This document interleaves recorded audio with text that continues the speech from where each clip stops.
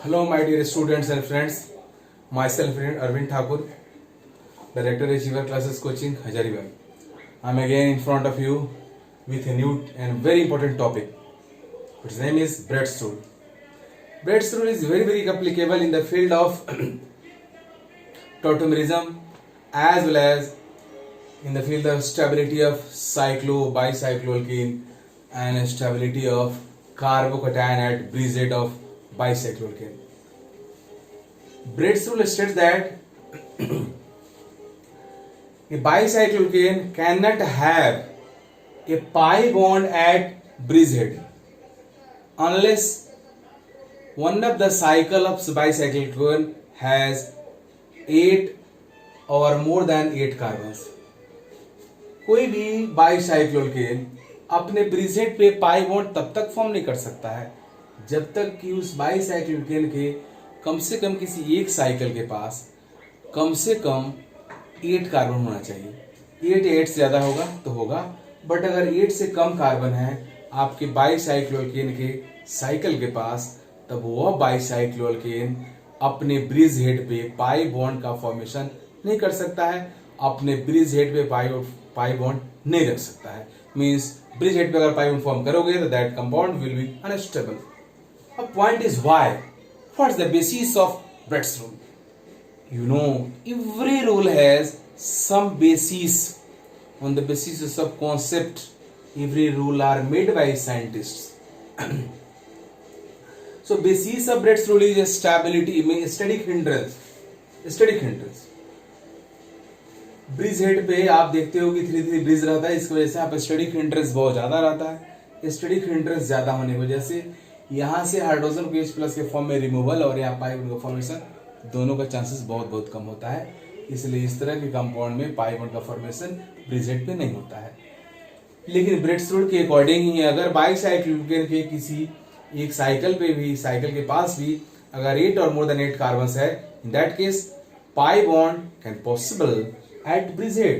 So this compound is possible and this is a stable compound according to Bread's rule, and this is an unstable compound according to Bread's rule. क्योंकि इस compound में आप देख रहे हो इस cycle के पास 1 2 3 4 5 कार्बन है.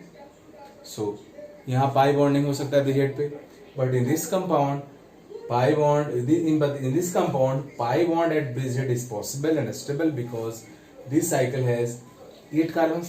See, 1 2 3 4 5 6 7 8. So this will be stable and this will be not. But Bread's rule has a popular and interesting exception too. Like this bicycloalkane can have a pi bond at bridge head because one of the bridge has no carbon. If one of the bridge of bicycloal has no carbon, in that case pi bond is possible at bridge head due to low static hindrance. इसकी वजह से इस bridge head पे pi bond form हो सकता है और ये स्टेबल कंपाउंड है. तो इस तरह से मैं आपके सामने 3 एग्जांपल्स के हेल्प से ब्रेड्स रूल को एक्सप्लेन किया. This is unstable because cycle has one of the cycle of bicyclone has, या आप बोल सकते हो कि non cycle of bicyclone has 8 और more than 8 carbons. So this is unstable. This is stable. This is also stable because this is exception. The stability of this compound cannot be explained on the basis of Bread's rule, but this is stable. Bread's rule is not only explains the stability of bicycloalkane or pi bond at bridge head. It also explain stability of carbocation at bridge head. Stability of carbocation at bridge head.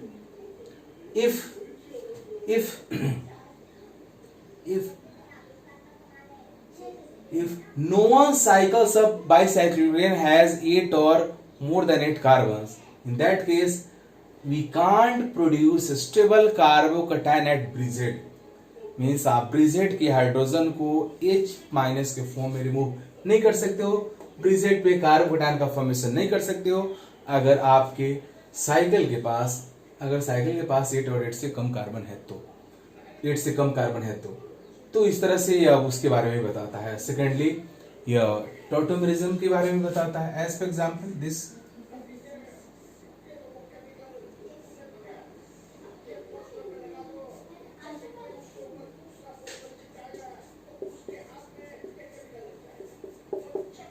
this ketone has two alpha carbons. One is this, another is that. This alpha carbon has no hydrogen, means no alpha hydrogen, but that alpha carbon has one hydrogen. But this hydrogen is hydrogen at bridge head. Bridge head पे present है.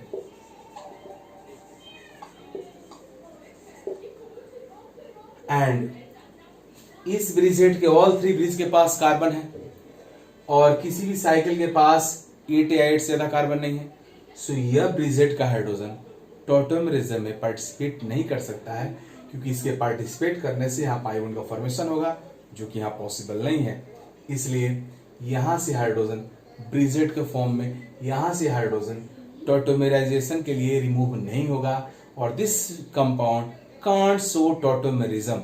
सो Bredt's rule has very important role in tautomerism too. तो इस तरह से मैं आपको बता रहा हूं। लेकिन अगर इस तरह का कीटोन है,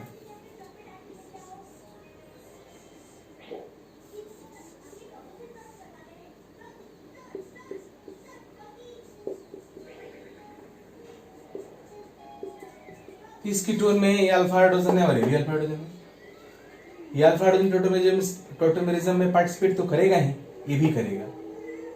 Same condition, because this bridge head has one bridge which has no carbon, so this hydrogen will participate in tautomerism, and we can say tautomer of this compound is, means enol of this compound is this.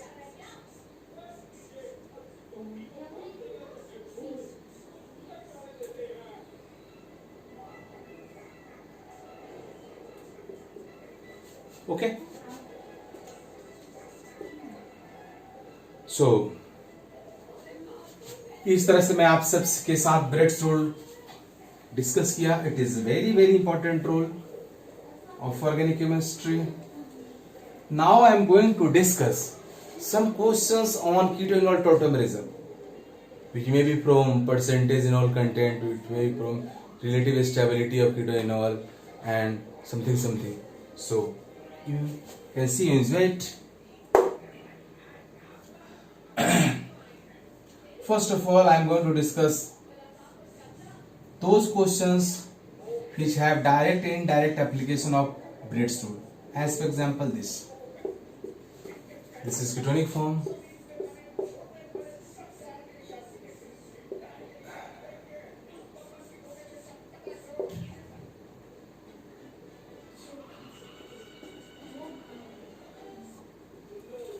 This is its enolic form. This can be also its enolic form.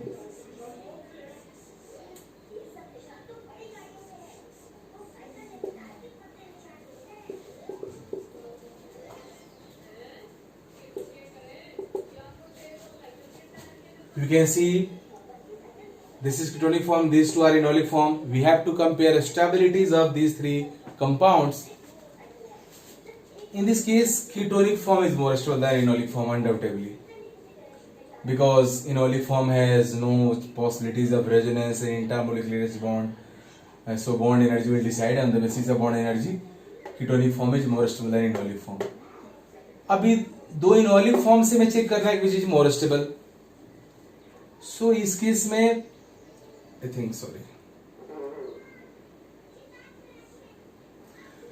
इस case में enolic form की stability हमें check करने के लिए देखना होगा enol का स्टेबिलिटी। तो I have already discussed that enol is a type of alkene, so stability of enol is just same as alkene, and you know that more substituted alkene is more stable. So between these two enol, this is more substituted and this is less substituted. So more stable, less stable. So this is stability order is this. Most stable first, उसके बाद second, सबसे कम third. Okay. Next example.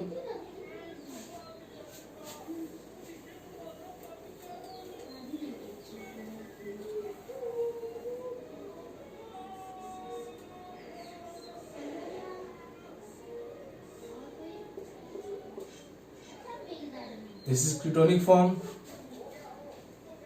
This compound has two types of alpha hydrogen. One is these and other is that. This is the hydrogen at breeze head. So I am going to write possible enols of this keto form.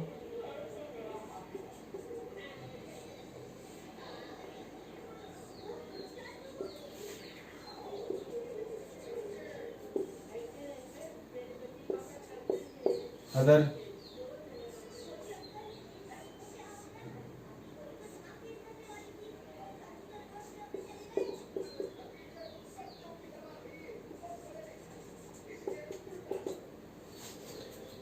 अब यहां भी ketonic form most stable होगा.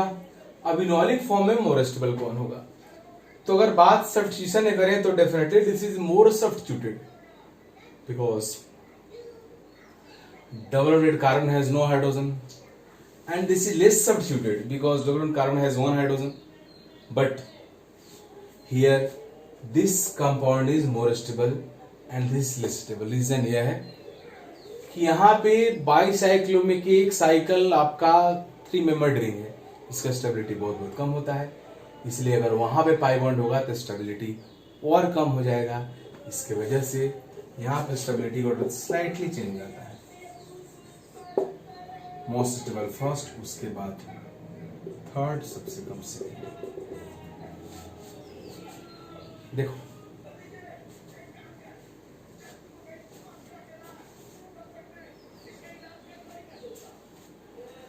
After this example I am going to discuss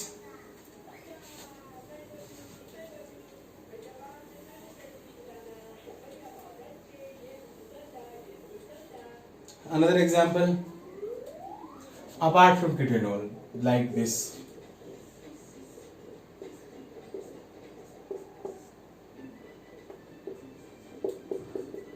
We have to write enolic form of this keto form. Same reason मैं आपको पहले बता चुका हूँ. अनसैचुरेटेड अल्फा कार्बन में जो हाइड्रोजन होगा टोटोमराइजेशन में टेक पार्ट नहीं करेगा क्योंकि वह पाई बॉन्ड फॉर्म नहीं कर सकता साइकिल में. साइकिल के लगातार कार्बन पे पाई बॉन्ड नहीं हो सकता है, मींस क्यूमलिन साइकिल में नहीं हो सकता है उसके स्ट्रेन ऑन स्टेबिलिटी की वजह से. सो इस नाइट्रोजन में जो हाइड्रोजन है कंजुगेट पोजीशन पे है, कीटोनिक ग्रुप, डबल बॉन्ड. फिर वाला जो उसके बाद वाले पोजीशन को बोलते हैं कंजुगेटेड पोजीशन. यहाँ से H+ निकलेगा जाके यहाँ पे कनेक्ट हो जाएगा. फिर वही कहानी H+ निकलेगा, H+ नाइट्रोजन में नेगेटिव आएगा. नाइट्रोजन चाहेगा यहाँ पॉजिटिव होते पाई बॉन्ड का बहुत लिटिल यहाँ पे शिफ्ट हो जाएगा. अब यहाँ है निगेटिव, यहाँ है पॉजिटिव, पाई बॉन्ड यहाँ फॉर्म हो जाएगा. अब यहाँ पे निगेटिव आ गया, चाहेगा यहाँ पॉजिटिव आए, इसलिए सेम कहानी ऑक्सीजन पाई बॉन्ड के इलेक्ट्रॉन को अपने तरफ शिफ्ट करेगा and here will produce positive and here negative. फिर यहाँ निगेटिव है, यहाँ पॉजिटिव है, पाई बॉन्ड यहाँ फॉर्म हो जाएगा और ऑक्सीजन पे अल्टीमेटली निगेटिव आ जाएगा. यहाँ से H+ निकला है वो H+ जाकर के O- में कनेक्ट हो जाएगा and you will get this enol.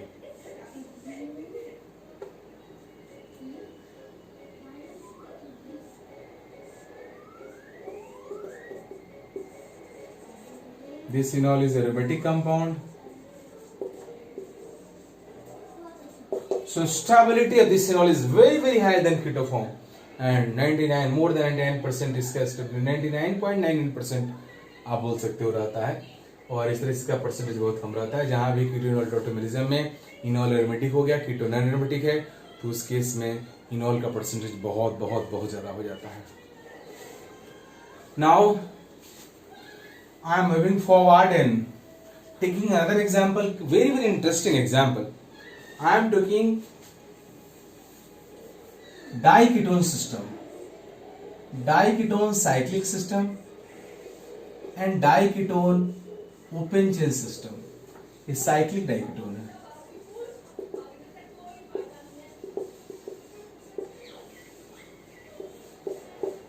cyclic diketone tautomerization करता है and this its enol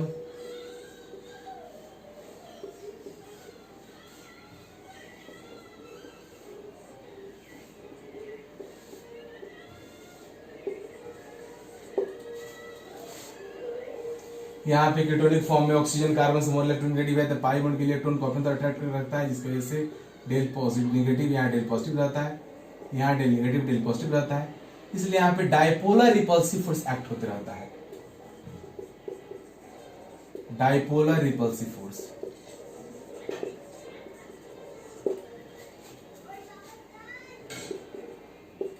interesting बात यह है कि इस कीटो इनोल टॉटोमेरिज्म में इनोल का स्टेबिलिटी कीटो से बहुत ज्यादा रहता है, इनोल का स्टेबिलिटी कीटो से बहुत ज्यादा रहता है। अगर स्टेबिलिटी की बात करें हम लोग तो सेकंड का स्टेबिलिटी फर्स्ट से बहुत ज्यादा है। उसके पीछे दो रीजन, पहला कीटोनिक फॉर्म में डाइपोलर रिपल्सिव फोर्स लगता है, अगल बगल कार्बन पे कीटोनिक ग्रुप होने की वजह से नेगेटिव नेगेटिव ऑक्सीजन के नेगेटिव एक दूसरे को रिपेल करता है, इसके वजह से मॉलिक्यूल के अंदर रिपल्सिव फोर्स डेवलप हो जाता है और रिपल्सिव फोर्स डेवलप होने से स्टेबिलिटी कम हो जाता है। एंड सेकेंडली नहीं, एन अदर हैंड इनोल में इंट्रामोलिकुलर बॉन्ड फॉर्म होने की वजह से मॉलिक्यूल के अंदर अट्रैक्टिव फोर्स डेवलप हो जाता है। एंड यू नो, जब भी मॉलिक्यूल के अंदर अट्रैक्टिव फोर्स डेवलप होता है मॉलिक्यूल की स्टेबिलिटी एनहांस होता है। And whenever molecule develops repulsive force, stability of molecule decreases. So we have these two examples, and here we have this example, and its enolic form is very very stable than ketonic form. So stability is of enolic form is more than ketonic form. But when we take open chain diketone system like this,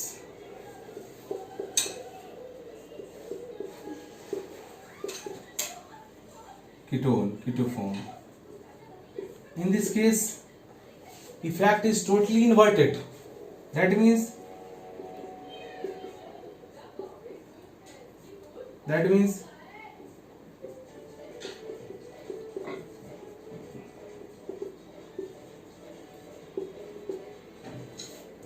stability of ketonic form is more than enolic. But भाई ऐसा क्यों होता है? इसके पीछे reason यह रहता है कि ओपन चेन कंपाउंड में मॉलिक्यूल अपने डाइपोलर रिपल्सिव फोर्स को मिनिमाइज करने के लिए molecule carbon carbon single bond के बाद रोटेट हो जाता है, और रोटेट होने के बाद अपने आप को ऐसे बना लेता है।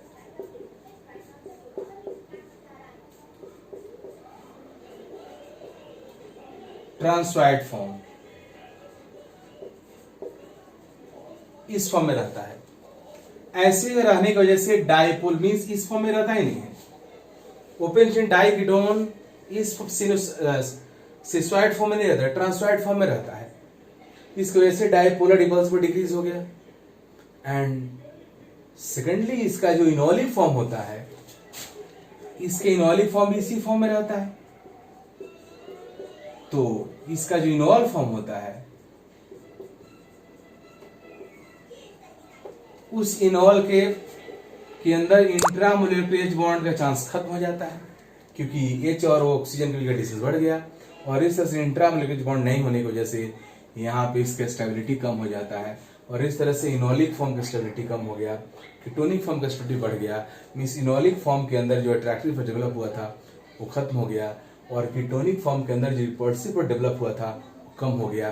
तो इसका मीनिंग यह हुआ कि these repulsive attractive force have no role, because here neither repulsive force dominant and here neither attractive force dominant. So who will decide? Which factor will decide stability? So here bond energy will decide stability of these open chain diketone, and bond on the basis of bond energy. Open chain diketone has 2 carbon double oxygen bond, and enolic form has 1 carbon oxygen double bond, and other is carbon carbon double bond. And we know that bond energy of carbon oxygen double bond is more than carbon carbon double bond. That's why open chain diketone is more stable than its enol. So stability is this. Okay my dear. Next, now I am moving towards percentage enol content. अब सब important compound, मैं आप सबको percentage और content अपने previous video lecture में और discuss कर चुका हूं, बट उसमें कुछ चीजें जो थोड़ा सा रेंडमाइज्ड है उसको डिस्कस करने जा रहा हूं। अगर सिस्टमेटिक वे में कीटो फॉर्म नहीं गिवन है देन वी कांट जज the percentage in all content. उनके बीच में एक सीक्वेंस होना चाहिए, एक ऑर्डर होना चाहिए, तभी आप डिसाइड कर सकते हो, आप नहीं कर सकते हो। तो उस केस में बताने जा रहा हूं, जब कोई ऑर्डर नहीं आपको दिखे then you will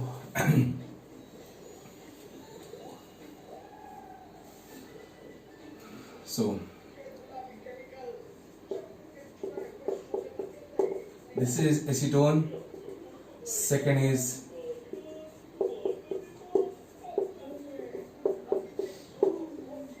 active methylene hydrogen compound which has 2 ethoxy groups, and third is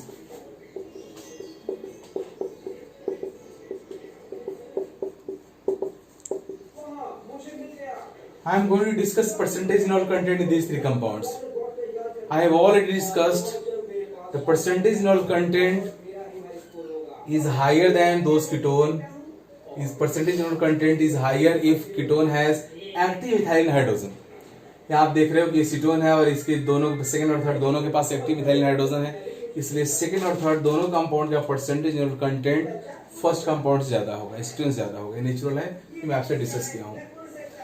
लेकिन अब सेकंड और थर्ड में हमें कंपैरिजन करना है किसमें ज्यादा होगा। तो क्लियर सी बात है, एक्टिव मिथाइल हाइड्रोजन का एसिडिक स्ट्रेंथ जितना ज्यादा होगा, इनका एसिडिक स्ट्रेंथ जितना ज्यादा होगा, एसिडिक स्ट्रेंथ जितना ज्यादा होगा उतना परसेंटेज इनॉल कंटेंट ज्यादा होगा। तो और हम सबको पता है कि electron withdrawing group acidic strength को एनहांस करता है and electron donating group acidic strength को डिक्रीज करता है।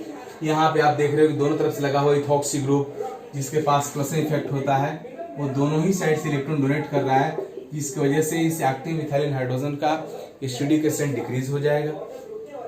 जबकि थर्ड कंपाउंड में आप देख रहे हो इधर से एनसी लगा हुआ है, साइनाइड लगा हुआ है और इसके पास माइनस आई इफेक्ट होता है, माइनस आई इफेक्ट होता है, इनसे इलेक्ट्रॉन विड्रॉ कर रहा है, इस वजह से एसिडिक स्ट्रेंथ बढ़ जाएगा।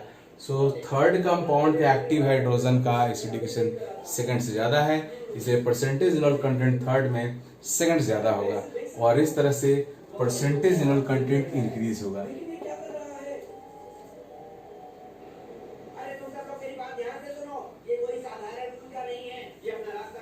Percentage इनॉल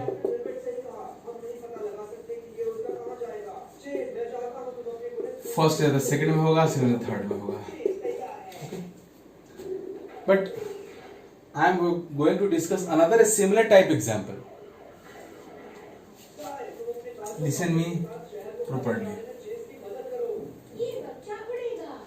Here I am taking a cyclohexanone in place of acetone. Second compound is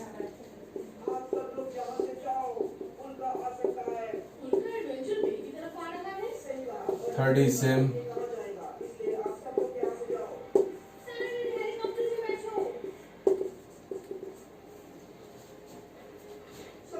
I have already discussed that percentage in all content is higher if molecule is active hydrogen than those ketone which have no active hydrogen.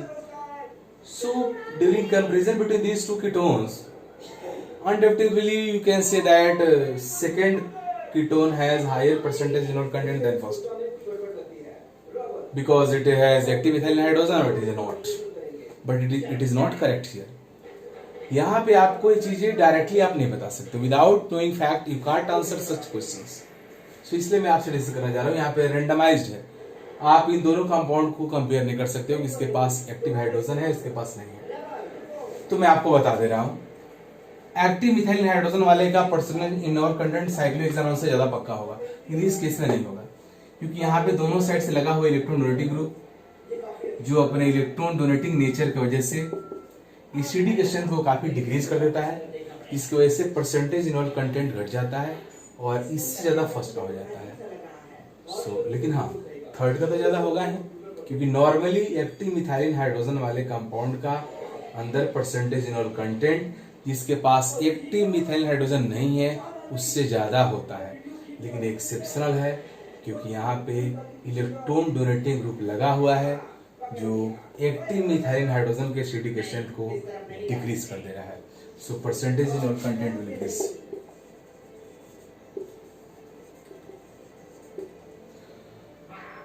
third, then first, then second.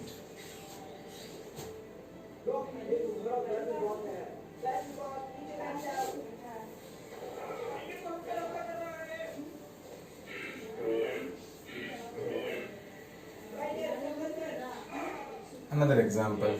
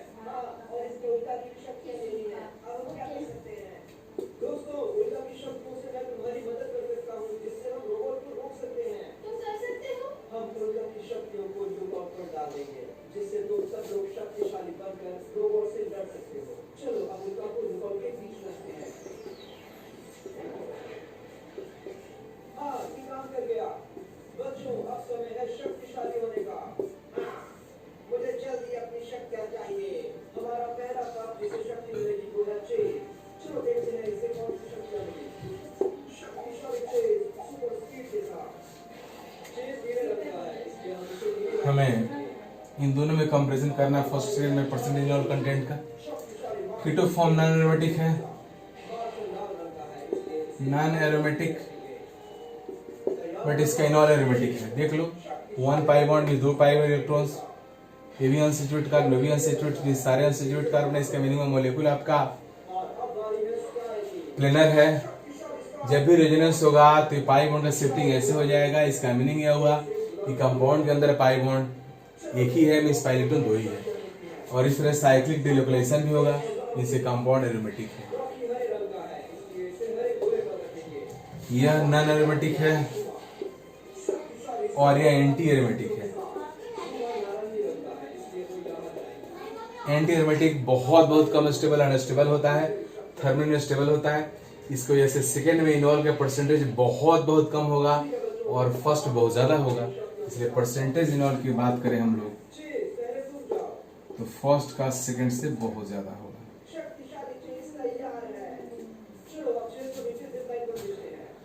Now I am going to discuss isotopic exchange of acidic hydrogen by deuterium or deuterium plus. In the presence of heavy water and excess heavy water, protonic hydrogen means acidic hydrogen can be exchanged like this.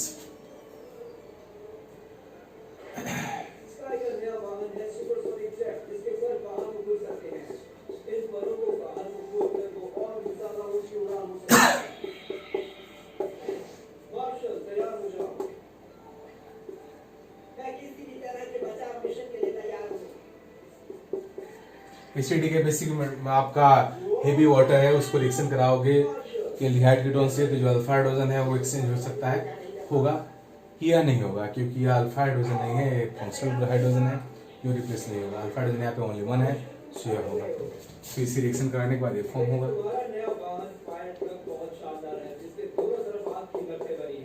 But एक very important point यहाँ पे है, पूछता है कि यह isotopic exchange हुआ कैसे, तो थ्रू इनोलाइजेशन होता है।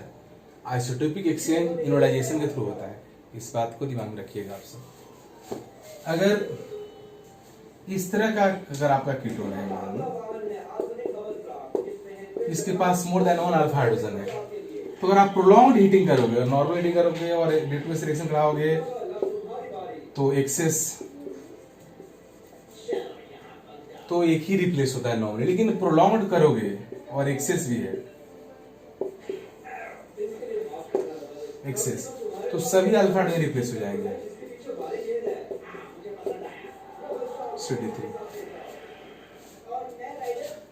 तो इस तरह से है।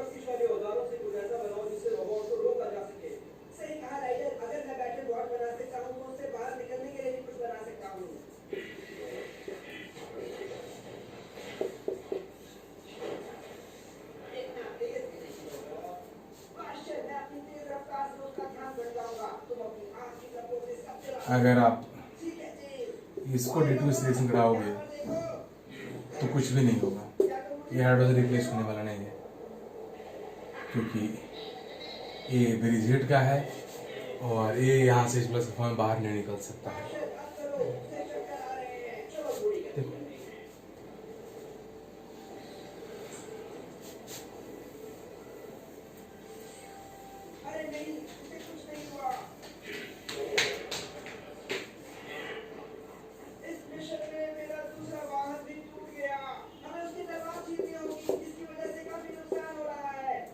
मेरी शक्तियों का छोड़ो।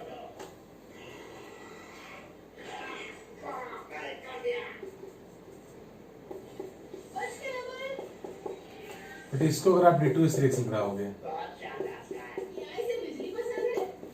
तो यह H रिप्लेस हो जाएगा,